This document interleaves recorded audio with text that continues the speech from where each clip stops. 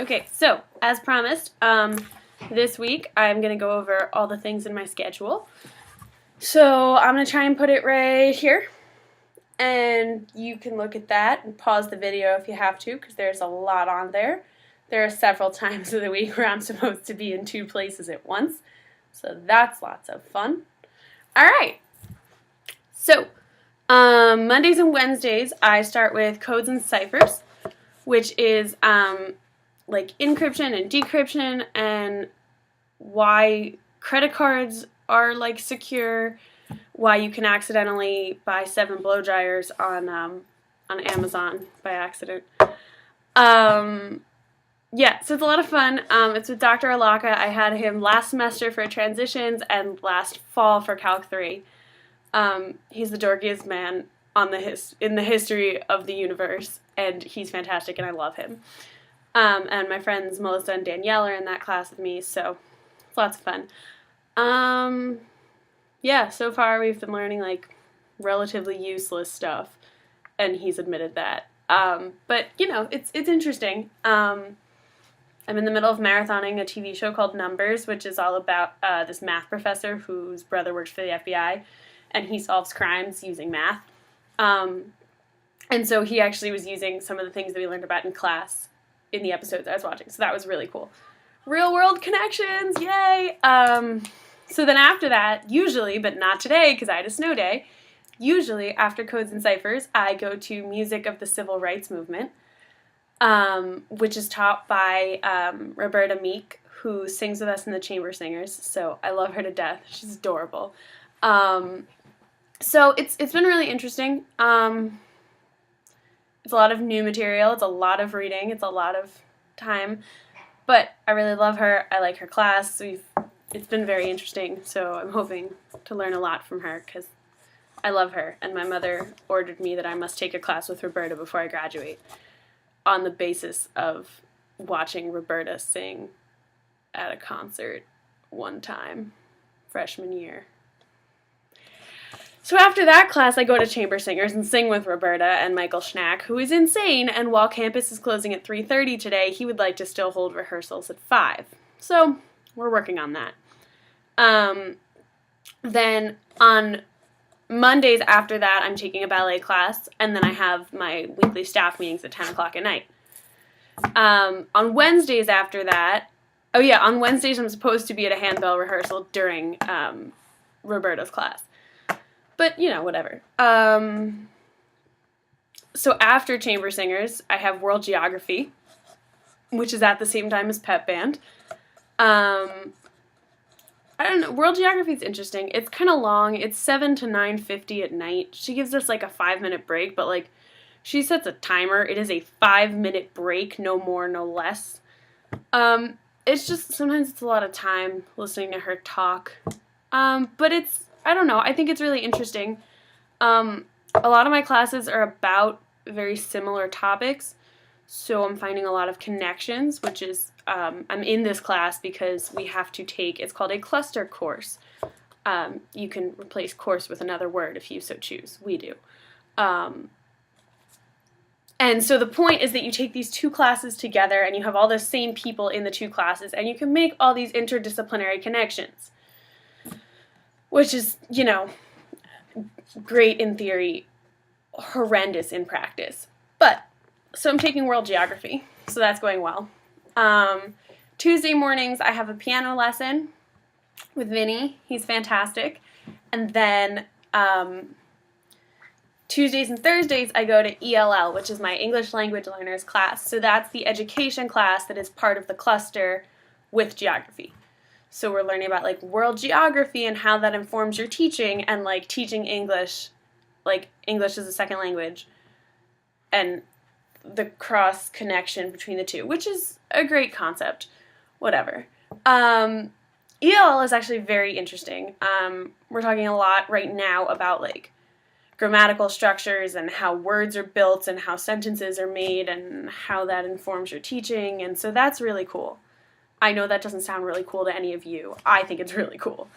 Right after that, I go to world music, which we've talked about we've talked about music in both ELL and geography very briefly, and we've talked about culture a lot in world music, so that's kind of connected a lot to geography.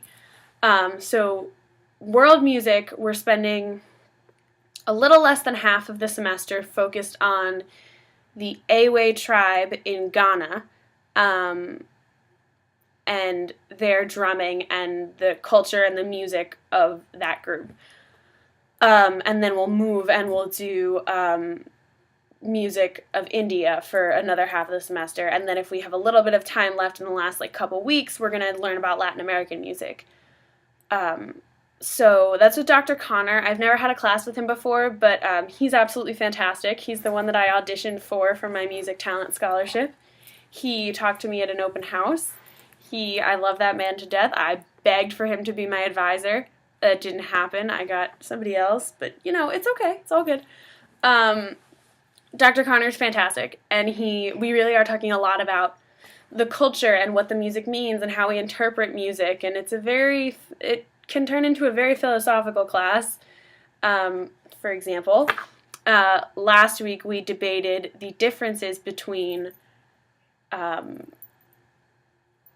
repetition, cycle, ritual, and what was the other one? There was another one. We were debating repetition versus cyclical, and we all just, by the end of the discussion, just wanted to rip our brains out and cry.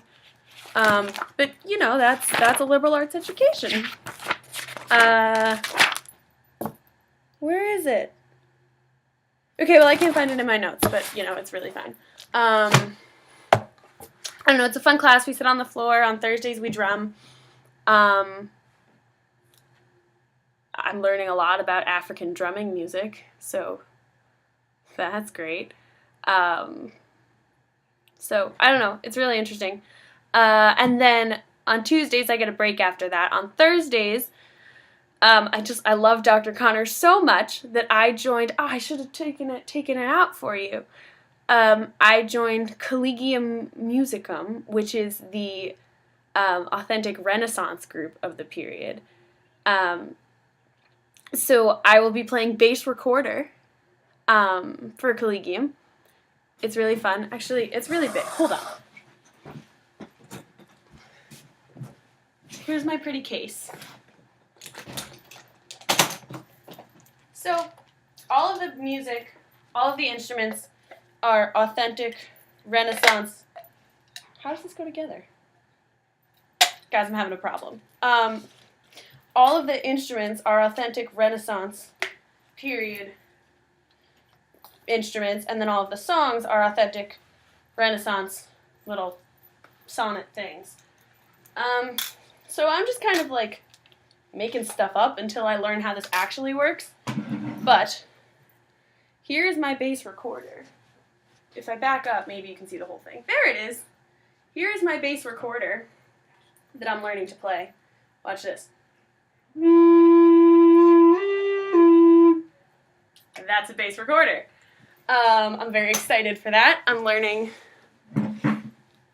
how to play a completely new instrument in a week. I know it's weird. I know you're all judging me a little bit, but compare that to the Chubby Bunny Challenge, and it's perfectly normal. After that, I go to college choir, which is really fun. Right now we're working on, so there's a play called The Events, which is premiering at this arts festival thing, which is actually where Rent, the musical, developed out of. And so the plot line has to do with a local community choir, and 2 of their members are shot, and everybody's trying to deal with that. And so they're doing this really cool thing where it's only 2 or 3 actual characters in the play or in the musical that are speaking. Everybody else is ensemble, and they're just part of the community choir. So for this is a long video. I'm sorry. Maybe it's interesting. I don't know. Maybe you stopped watching. What if? I know that 3 of you are going to email me tomorrow and tell me you're still watching. Of course you're watching. You love me. Thanks. So they've invited different choirs to play the community choir in all these different performances. So we, the Muhlenberg College Choir, will be in a production of The Events, February 14th in New York City. So that's actually really cool. I'm a little proud of Michael. That's a good one, Mike. A+ for him. So I don't know, it's some really cool music. It gets the choir involved in something different and, as far as I know, not highly controversial. So that's great. That's pretty much it for my schedule. I have no classes on Fridays. You'll notice that Codes and Ciphers starts at 2. ELL starts at 12:30. It's a pretty sweet schedule. Melissa and I have made a pact to go to the gym on Thursdays, so we'll see how that works out. Oh, and I went to Zumba on Sunday. That was terrible last night. I'm so sore.